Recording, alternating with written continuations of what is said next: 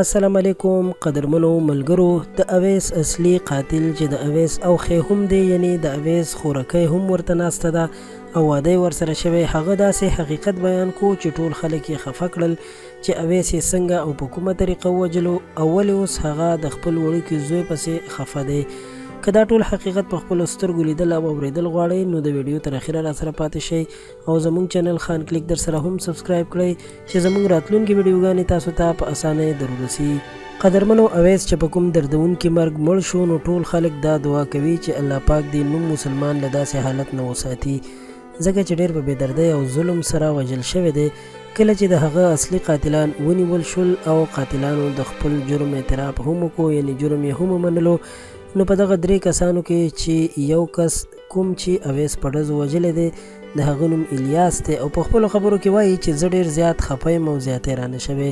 هغه د خبرو په دوران کې په ژړا هم شي او د دې خبرې اقرار یې کړی دی چې ما اویس په خپلو سترګو نه و لیدلی چې هغه زما ورېرې سره داسې څه غلط کار یا غلط حرکت کړی وي، خو ما ته مې خپل وراره دا خبره کوله چې بیا ما خپلې ښځې ته هم دا خبره وکړه، خو اخر ما بیا داسې قدم اوچت کو.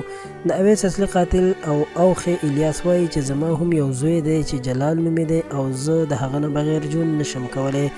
نو زه دې ظالم الیاس ته دا خبره کوم چې اول تا هغه په خپلو سترګو نه و لیدلی، که تا لیدلی و نو بیا هم یوه خبره جوړېده، نو دا خو تا د وړو ماشومانو په خوله باندې ووژلو او د یو انسان قتل د ټول انسانیت قتل دی. ته به اوس څنګه محسوسوې چې ښځه دې هم بېڅوکه پاتې شوه، ته په کلي ولس کې یو بېدواره سړی شوې، ستا د خبرو نه ښکاره معلومیږي چې ته د تربورولۍ زور په مخه کړی وې او تا سره چې کوم ماشومان وو هغوی هم د ډېر سوز له وجې اویس تا د قتل دام جوړ کړی و چې سبا اویس زموږ نه غټ سړی جوړ نشي. افسوس په تاسو باندې او لعنت دې وي ستاسو په سوچ باندې. حکومت نه غوښتنه کوو چې دې درندګانو له سریام پانسي ورکړي، ځکه دا ټول دروغ وایي. قدرمنو، دا وه زموږ د نن ورځې ویډیو. غوښتل مو چې دا معلومات تر تاسو در ورسوم چې د اویس قاتل په تازه بیان کې داسې خبرې کړي دي. په آینده کې له نورو معلوماتو لپاره زموږ چینل خان کلیک در سره سبسکرایب کړئ. تر بیا مو پورې الله سپارم. د الله په امان.